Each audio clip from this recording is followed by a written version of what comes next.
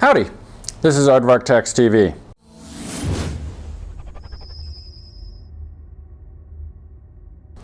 I'm Sean Kennefick, an enrolled agent and customer service representative here at Aardvark Tax. In this video, we're going to talk about what's new in 2014 California tax law. This video is part of a complete continuing education course available at our website, www.aardvarktax.com. Just as the U.S. Congress and the Internal Revenue does, the California Legislature and the Franchise Tax Board change and update tax laws every year. They also make adjustments to some tax amounts for inflation.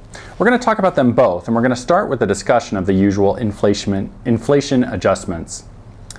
Many numbers that the FTB uses, such as the dollar amount for inflation or the percentages that we use to determine California tax owe, vary year from year. This year, exemptions went up between $2 and $7 depending on your client's filing status.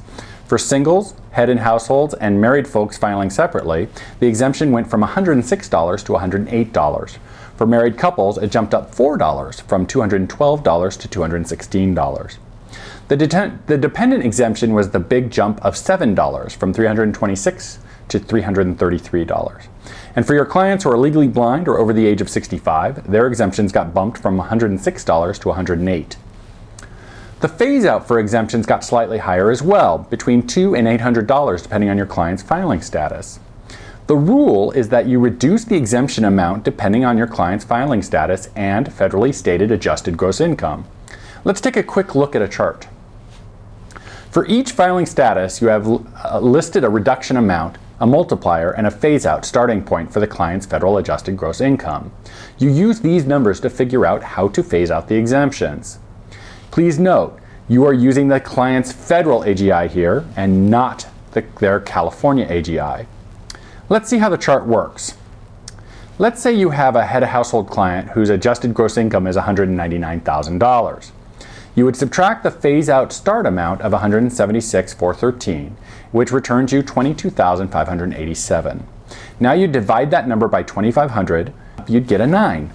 You multiply that number by 6, the amount listed on the phase-out chart for singles and head of households, and you know that your client must reduce their exemption by $54. That means for 2014, your client would have an exemption credit of $54. Now, because your client is head of household, we know that she has at least one dependent. Let's do the same math for her dependent.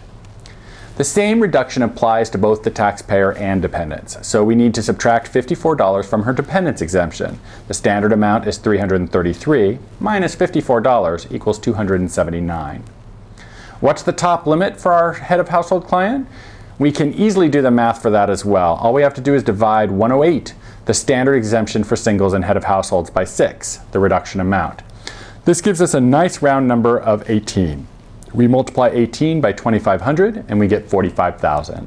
So we can see that California completely phases out exemptions for singles and head of households in 2014 when their total federal adjusted income is more than $221,413. The standard deduction amounts for 2014 have been adjusted for inflation. The standard deduction for singles and married filing separately has been raised to $3,992. For head of households, marrieds, and qualifying widows and widowers, the amount was raised to $7,984. And the minimum standard deduction for dependents is set for 2014 at $1,000. Luckily for us taxpayers, the California maximum tax amounts did not change from 2013 to 2014. The maximum rate for individuals is still 12.3%. The maximum for corporations is 10.84%. The renter's credit for California remains the same for 2014 at $60 for singles and married filing separately, and $120 for the other filing statuses. However, the income limit for getting the credit has been adjusted for inflation. If you are single or married filing separately, you can get a $60 renter's credit if your California AGI is $37,768 or less. Note that this credit is based on California's AGI, and the federal AGI that we use to figure out the exemption phase out earlier don't count. If you're married, a qualifying widow or widower or head of household, you can get a $120 credit if your California AGI is $75,536 or less. Note that there isn't a phase-out associated with the credit. If you earn $1 more than the limit, you get nothing. If you earn $1 less, you get the whole thing. Now that we've talked about the inflation adjustments for 2014, let's talk about some of the changes in tax laws. First off, a big change happened in 2013 when the United States Supreme Court ruled that the federal government had to recognize same-sex marriages in states where they are legally performed. Additionally, California Proposition 8 was overturned by the court, and the Supreme Court has recently said that same-sex marriages must be allowed to take place. As such, same-sex couples are now able to get married in California and are also recognized as married by the IRS. As we noted in 2013, this means that you no longer have to create 4 tax returns for your same-sex married clients. You may now treat your same-sex married clients just as you would your opposite-sex married clients. They may file either married filing jointly for both California and the feds, or they may use the married filing separately status as they'd like. Another big 2013 change is also still in effect. In 2013, Congress raised the percentage of income related to medical deductions. It used to be that you could deduct the medical expenses amount that were over 7.5% of your federally adjusted gross income. That percentage changed for the feds to 10%. So if you made $100,000 in 2012, you could deduct any medical expenses over $7,500 for the feds. In 2014, with that same income, that number was increased to $10,000. Not great for us taxpayers. Luckily, California does not conform with the feds on this subject, and your clients may still deduct medical expenses over 7.5% of their federal AGI. Use the California Adjustment Form to make this change. So, here are some of the laws affecting your clients this year.